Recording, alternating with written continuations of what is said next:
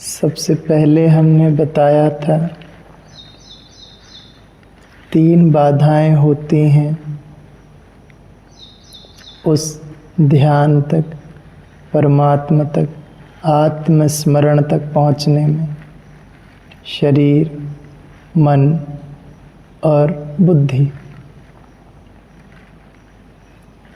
पहले हमने बताया कि शरीर से पार कैसे उठा जाता है, जिसमें छोटे छोटे होश के प्रयोग हमने बताए।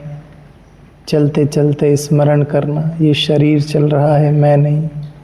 खाते खाते स्मरण करना, ये शरीर खा रहा है, मैं नहीं। ऐसे छोटे छोटे होश के प्रयोग, जिससे मैं और शरीर पृथक बने रहे। चोट लगे तो देखना इस शरीर को लगी है, मुझे नहीं। दर्द हो कहीं तो देखना शरीर को दर्द हो रहा है, मुझे नहीं। ऐसे छोटे छोटे प्रयोगों से हम शरीर से ऊपर उठते चले जाएं। दूसरी बार हमने बताया मन से ऊपर उठने के कुछ प्रयोग, क्योंकि मन का तो कार्य ही है विचलित करना। मन का तो कार्य ही है बहुत सारे विचारों से हमें प्रभावित करके उलझा देना। उसमें कुछ कुछ हमने संकल्प के प्रयोग बताए, कैसे छोटे छोटे संकल्प बना करके हम उस मन से पार उठ सकते हैं। बहुत छोटे छोटे संकल्प, 1 दिन का संकल्प, 1 घंटे का संकल्प, 1 मिनट का संकल्प, कोई भी संकल्प बनाया और उस संकल्प को पूर्ण किया यदि हमने, तो मन से हम पार उठ जाएंगे। ऐसे हमने छोटे छोटे संकल्पों की व्याख्या मन से पार उठने के लिए। आज बुद्धि यानी जिसे अहंकार कहा जाता है, वो अंतिम बाधा, उससे पार कैसे उठा जाएगा, उसके संबंध में कुछ बताने वाले। क्योंकि शरीर से ऊपर उठना सरल है, मन से ऊपर उठना भी एक हद तक सरल है। यदि मन एकाग्रित हो गया, एक सूत्र पर टिक गया, एक बिंदु पर टिक गया, एक संकल्प को पूर्ण कर लिया, तो वो मन से ऊपर उठ सकता है साधक। परंतु ये अहंकार बहुत खतरनाक है। ये बुद्धि इतनी खतरनाक है जिसकी कोई सीमा नहीं। मनुष्य कल्पना भी नहीं कर सकता ये कैसे कैसे षड्यंत्र रचती है। अहंकार कितना सूक्ष्म होता है, इसकी कल्पना भी नहीं की जा सकती। अहंकार हर चीज में प्रभावित करता है। किसी ने आकर के तुम्हारे रूप के विषय में कुछ कह दिया, कितने कुरूप दिखते हो तुम, तुरंत मुझे बुरा लग जाएगा, मैं कुरूप हूं। तनिक विचार करो, वो तुम्हें तो जानता ही नहीं है। अभी तो तुम स्वयं को नहीं जान रहे हो, इसीलिए तो उसने तुम्हें शरीर की बुराई से अवगत कराया और तुमने उसे अपना मान लिया कि मेरी बुराई की गई है। यही अहंकार का काम है। वो उस क्षण तुम्हें तुम्हारे शरीर होने का आभास कराता है कि तुम मात्र शरीर हो। किसी ने इस शरीर की बुराई की तो मेरी बुराई हो गई, किसी ने इस शरीर की तारीफ की तो मेरी तारीफ हो गई। ये वो अहंकार का कार्य है। अहम, मेरे होने का स्वरूप प्रकट करना। फिर वो मन के रूप में कैसे रोकता है। किसी ने तुम्हारे कहे हुए विचार की निंदा कर दी तो अहंकार प्रबल हो जाएगा। मैंने जो विचार दिया उसको अस्वीकार कर दिया, मतलब मेरा अस्वीकार कर दिया, मुझे अस्वीकार कर दिया। यह अहंकार कराता है। मेरे विचार का सम्मान हो गया, यानी मेरा सम्मान हो गया। मैं या तो शरीर बन जाता हूं अहंकार के कारण, उसकी बुराई और अच्छाई से प्रभावित होता हूं, या फिर मैं मन बन जाता हूं जो विचारों की अच्छाई और बुराई से प्रभावित होता हूं। यही तो अहंकार का कार्य है। मेरी निंदा या मेरी अच्छाई बुराई तो कोई कर ही नहीं सकता। भला मुझे जाना किसने है तो मेरी बुराई होगी या मेरी अच्छाई। लेकिन ये अहंकार मुझे मेरे शरीर और मन से इतना जोड़ कर रखता है कि शरीर की बुराई को ही मैं अपनी बुराई समझता हूँ और मन के विचारों की निंदा को मैं अपनी निंदा समझता हूँ। जरा विचार करना कभी, जब तुम्हारे कोई विचारों की प्रशंसा करे तो किसको अच्छा लगता है उस क्षण? वो अहंकार प्रसन्न होता है कि देखो, मैंने जिस विचार से तुम्हें जोड़ा आज उसकी वाहवाही हो रही है। विचार करना, जब तुम्हारे विचारों की अवहेलना हो जाए, चारों तरफ कोई तुम्हारे विचार को प्राथमिकता ना दे, तुम्हें सुने भी ना, कौन दुख में तुम्हें डाल रहा है? वो अहंकार जो कहता है कि देखो, तुम्हारी तो कोई कीमत ही नहीं बची समाज में, तुम्हारी तो कोई वैल्यू ही नहीं बची समाज में। वो तुम्हें मन के ऊपर उठने की कोई स्थिति ही नहीं निर्मित करने देना चाहता। एक बार एक राज्य में एक राजा ने एक विद्वान पंडित को बुलाया कुंडली देखने के लिए। उस पंडित ने, विद्वान ने कुंडली देखी और देखकर कहता है, हे राजन, आपके कुल में बहुत सारे लोगों की मृत्यु होने वाली है, बहुत जल्दी बहुत सारे लोग मरने वाले हैं।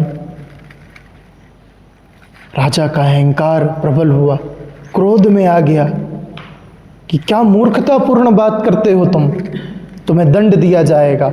और उस विद्वान, उस पंडित को दंड की सजा सुना दी गई। उस राजा ने एक और विद्वान को बुलाया, पंडित को, उसको भी कुंडली दिखाई।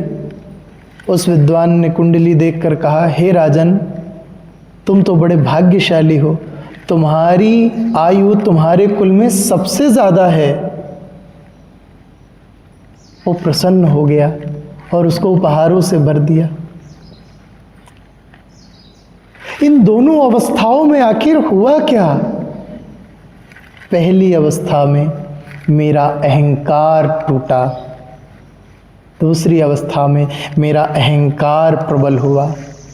मैंने जिस बात को मान रखा है, अगर वो बात किसी के मुख से सुनाई दे देती है तो मेरा अहंकार प्रबल हो जाता है। यही तो मैं कहता था, यही तो मैं सबसे बोलता था, मैं बोलता था।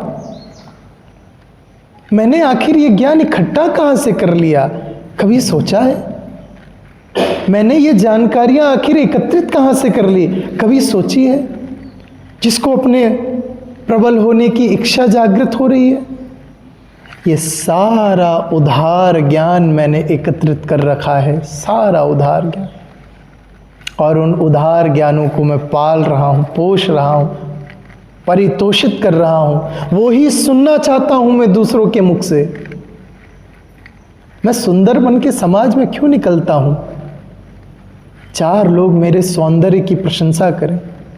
मैं 10 लोगों के बीच में कुछ विद्वत्ता की बातें क्यों करता हूं?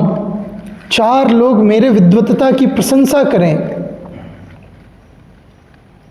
ये करने की अनुमति जो है, यही अहंकार की दशा है। वो हर प्रकार से तुम्हें बांध कर रखना चाहता है, दूसरों के अधीन। और तुम इकट्ठा किए जा रहे हो ज्ञान, तुम इकट्ठा किए जा रहे हो संस्कार, जिसमें तुम्हारा अहंकार प्रबल होता जाए। तनिक देखना, जब भी यह अहंकार प्रबल होने लगे, मात्र इसे 2 ही प्रयोगों से साधा जा सकता है। इसके अलावा और कोई उपचार नहीं है इस अहंकार के पार मात्र 2 ही तरीके। पहला, होश से भर जाना, जब भी तुम्हारे शरीर की कोई प्रशंसा करे, तुम विचार करना ये किसकी प्रशंसा हो रही है, मेरी या मेरे शरीर की। प्रशंसा सुनना और शरीर के तल को ही उस प्रशंसा से भरने देना। तुम प्रशंसित मत होना, तुम पीछे बैठकर देखते रहना। जब भी कोई निंदा करे तो तुम पीछे बैठकर देखते रहना, होश में आ जाना, अवेयर, जाग जाना। जब भी तुम्हारे विचारों की प्रशंसा हो या विचारों की निंदा हो, प्रतिक्रिया बहुत बाद में करना, पहले जाग करके देखना किसकी प्रशंसा हो रही है। तुम पाओगे धीरे धीरे तुम्हारा अहंकार टूटने लगा। तुम जैसे ही क्रिया की प्रतिक्रिया कर देते हो, वो और पुष्ट हो जाता है और पीछे बैठकर हंसता है, आज मैंने फिर से तुझे परास्त कर दिया। एक बहुत बड़े संत हुए हैं जिनका नाम है लाओ त्सो। उन्होंने चाइना में ताओ धर्म की संस्थापना की। बड़े अद्भुत चेतना, बहुत दिव्य चेतना। वो कहते थे कि मुझे कोई हरा नहीं सकता, कोई मुझे हरा नहीं सकता, चाहे वो कितना शक्तिशाली भी क्यों ना हो। और वो बहुत कमज़ोर, बिल्कुल छोटे से और बहुत कमज़ोर व्यक्ति थे। कहते थे मुझे आज तक कोई पराजित ही नहीं कर पाया है। लोग आश्चर्य में पड़ जाते थे, अरे कोई पराजित नहीं कर पाया, भाई क्या ब्रह्म विद्या जानते हो आप कि कोई आपको पराजित नहीं कर सकता, हमें भी तो बताओ। वो कहते कि मुझे कोई सभा से बाहर ही नहीं निकाल सकता, मेरा कोई तिरस्कार ही नहीं कर सकता। लोग आश्चर्य में, ये कैसी बातें कर रहे हैं, कोई तिरस्कार नहीं कर सकता, ऐसी कौन सी बातें करते हो आप। तो वो कहते कि मुझे किसी सभा से तिरस्कृत इसलिए नहीं किया जा सकता था क्योंकि मैं सभा के सबसे अंत में जहाँ लोग चप्पल उतारते हैं वहाँ खड़ा रहता था। उससे भी पीछे कोई भला क्या भेजेगा मुझे, मैंने एकदम अंत में अपने आप को खड़ा कर रखा है। कोई मुझे हरा इसलिए नहीं सकता कि मैं पहले ही उसके सामने हार जाता हूँ, मैं उसके सामने समर्पित हो जाता हूँ कि लो हरा दो। हारे हुए को भला कोई कैसे हराएगा। मैंने अहंकार को बढ़ने की अनुमति ही नहीं दी। इतनी बिरली घटना, उन्हें आज तक कोई हरा ही नहीं पाया। तो पहला प्रयोग होश का है। जब भी तुम्हें कोई शरीर से या मन से प्रभावित करे, होश से भर जाना और तुरंत ये विचार करना, ये तारीफ, ये प्रशंसा किसकी हो रही है, ये बुराई, ये निंदा किसकी हो रही है। तुम पाओगे वो विचार तुम्हें प्रभावित नहीं कर पाए। ये पहला प्रयोग। ये ध्यान से बढ़ता है। जैसे जैसे ध्यान बढ़ेगा तुम्हारा होश बढ़ेगा और तुम पाओगे इस अहंकार के तुम ऊपर उठने लगे हो धीरे धीरे। बुद्ध के पास जब भिक्षु आते थे बड़े वेग में, बड़े अहंकार से कि हम तो साधना करके रहेंगे, हम तो प्रबल खोज कर रहेंगे, हम तो उस सत्य को जान कर ही रहेंगे जिसकी बात करते हो। बुद्ध कहते थोड़ा शांत रहो, थोड़ा शांति से बैठो, थोड़ी प्रतीक्षा करो, थोड़ी सेवा करो, थोड़ा मौन को साधो, फिर बात करेंगे सत्य की, शांति की। इतनी जल्दी भी क्या है। 1 वर्ष तक बुद्ध उससे भिन्न भिन्न प्रयोग कराते थे, कर्म के द्वारा, भक्ति के द्वारा, मौन के द्वारा, साधना के। तब जा कर के कहीं उसका अहंकार गलता था।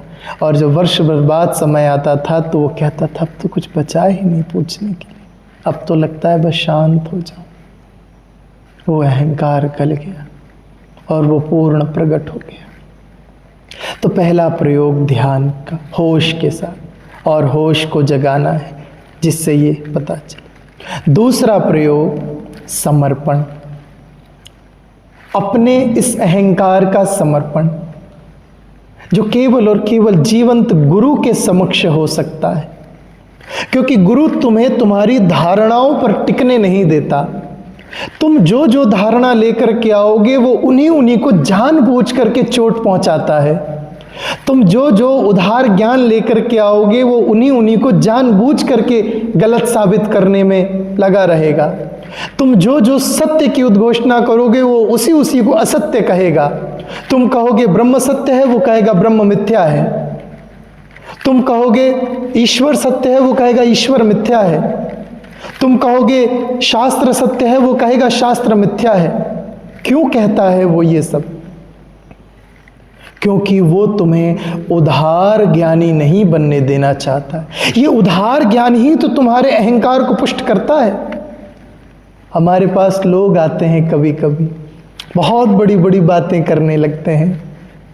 वेदों में ये लिखा है, शास्त्रों में ये लिखा है, पुराणों में ये लिखा है, ऐसा है वैसा है। वो हमसे अपने इस उदार ज्ञान को कहलवाना चाहते हैं कि आप कहिए, मैं जो कह रहा हूँ वो सत्य है, मैं झूठ नहीं जानता हूँ, मैं सत्य जान रहा हूँ। आप हाँ में हाँ भर के मेरी इस बात को सत्य कह दीजिए। वो और अहंकारी होना चाहते हैं हमारे पास आकर के, वो और आनंद से भर जाना चाहते हैं अपने उदार ज्ञान को हमसे पुष्ट करके। और हम जब मना कर देते हैं कि ऐसा नहीं है, तो उनका अहंकार टूटता है। दूसरी बार हमारे निकट आने में बड़ा संकोच करते हैं कि अरे ये तो अन्य कथावाचकों की तरह हमारी बातों को पुष्ट कर ही नहीं रहे। नहीं, जीवित गुरु तुम्हें तुम्हारे विचारों में जैसे तुम हो वैसे स्वीकार नहीं करेगा। इसीलिए तो हम कहते हैं कि जब हमारे निकट आना तो अपने जूते चप्पलों को और अपनी बुद्धि को बाहर ही रख कर आना, क्योंकि तुमने दुनिया भर का उदार ज्ञान इकट्ठा कर रखा है और वो तुम्हारे अहंकार को प्रबल कर रहा है। हम तुम्हारे अहंकार को पालने पोसने की अनुमति नहीं देंगे। उसे तो हम छेनी और हथौड़ा लेकर रोज तोड़ेंगे। जिस मूर्ति को टूटने में डर लग रहा है अपनी धारणाओं से, वो सतर्क रहना। हम तो तुम्हें जिस समाज से तुम हो वो भी नहीं होने देंगे, जिस धर्म से हो वो भी नहीं होने देंगे, जिस देश से हो वो भी नहीं होने देंगे, जिस जाति से हो वो भी नहीं होने देंगे, जिस पुरुष स्त्री में हो वो भी नहीं होने देंगे। क्योंकि उस परमात्मा में ये सब कुछ समाया हुआ है, और जब तक एक एक की अनुभूति होगी वो परमात्मा छूटता चला जाएगा। उस विराट की प्रगटता में ये ही सारी बाधाएं हैं। जब तुम वो होगे तो ये सब तो तुम में समाया ही मिलेगा, तुम्हें तुमसे पृथक नहीं मिलेगा। परंतु अभी वो तो मिला नहीं और उसके नाम पर उदार ज्ञान लेकर के तुम चल रहे हो। गुरु तुम्हारे उस उदार ज्ञान को बार बार तोड़ेगा जब तक कि उस पत्थर के भीतर छुपी हुई उस ईश्वर की मूर्ति प्रकट ना हो जाए।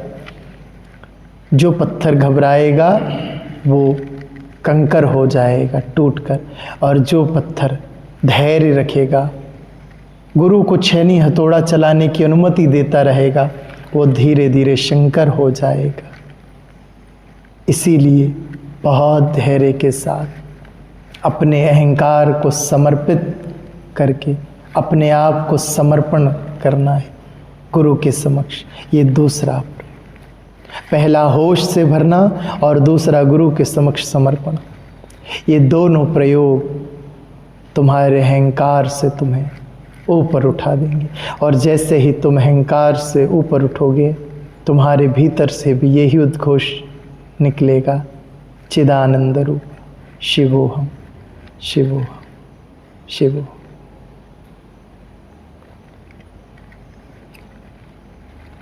आज के लिए इतना पर्याप्त है। हरि।